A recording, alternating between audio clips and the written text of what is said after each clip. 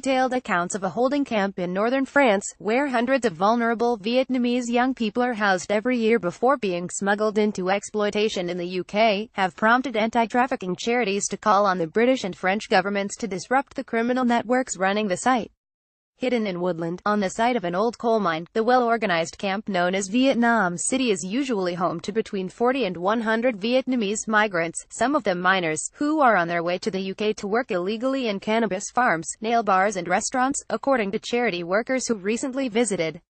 New, previously unpublished photos from the camp show squalid living conditions, with residents cooking and sleeping in unsafe conditions in a derelict coal miners' barracks, with a collapsed roof and no heating.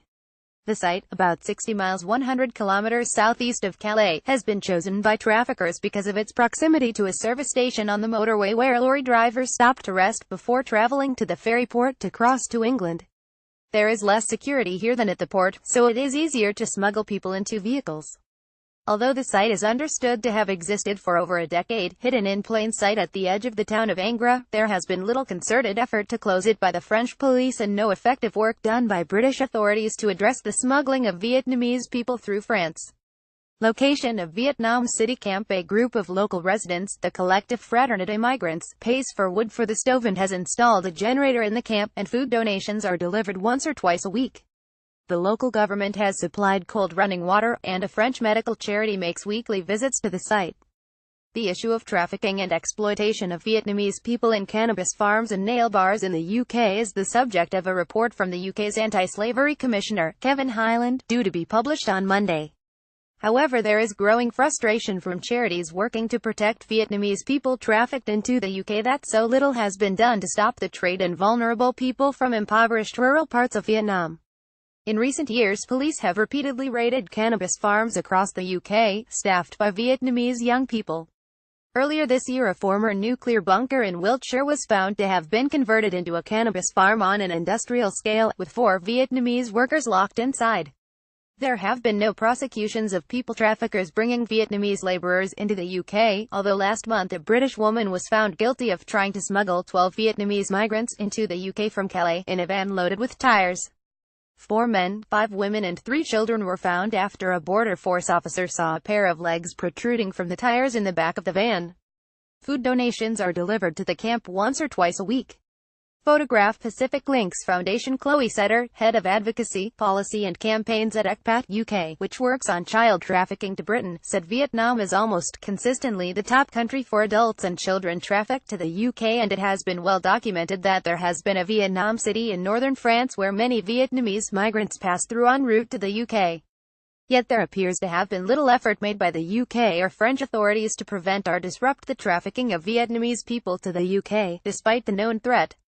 It quite beggars belief that vulnerable children and adults have been allowed for so many years to live in an isolated makeshift encampment in a forest and left open to such a huge risk of exploitation. Such inaction renders the UK government's purported tough approach to modern slavery pretty hollow. Mimi Vu, of the Vietnam-based anti-trafficking charity Pacific Links Foundation, has visited the camp twice in the past year. She said there were 39 men and 1 woman at the site when she visited in May. A few of the group were minors. A disused underground nuclear bunker at RGQ Chilmark in Wiltshire, where a cannabis factory was discovered by police. Photograph. David Levine for The Guardian. Everyone in the camp planned on working in nail salons in the UK, even though none had prior experience or training as nail technicians, she wrote in a report on the visit. They had been told that it was usual for men to be nail technicians in the UK, and that Western women were used to men doing their nails. There was disbelief when we tried gently to correct these assumptions, she wrote. All the camp's residents assumed that they would find work easily in the UK and none wanted to remain in France. Some were aware of the issue of exploitation in cannabis farms in the UK, but did not believe it would happen to them, Vu said.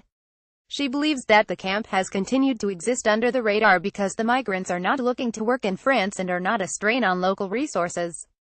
Everyone is housed there temporarily until they are able to get on a lorry to take them to the UK.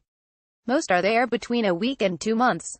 A recent study published by the charity France Terre Docile suggests that most migrants in the camp are fleeing poverty in rural parts of Vietnam, where the average salary for people working in agricultural labor is £88 a month. Some have paid up to £33,000 to agencies to be taken to the UK to work. Others have been tricked into exploitation, and told that they will be given legal jobs in the UK. Everyone is housed temporarily at the camp until they are able to get on a lorry to take them to the UK. Photograph Pacific Links Foundation. Local volunteers understand that the Angra mayor's office has plans to demolish the unsafe buildings later this month, prompting concern about where the camp's residents will relocate. A spokesman from the NSPCC's child trafficking unit described the camp as unregulated and dangerous. Children being trafficked to the UK from Vietnam continues to be a significant concern in the UK, and we must try to protect those we know are at risk, he said. There need to be facilities in place that can stop young people from falling into the hands of traffickers, who often deceive them with promises of a better life.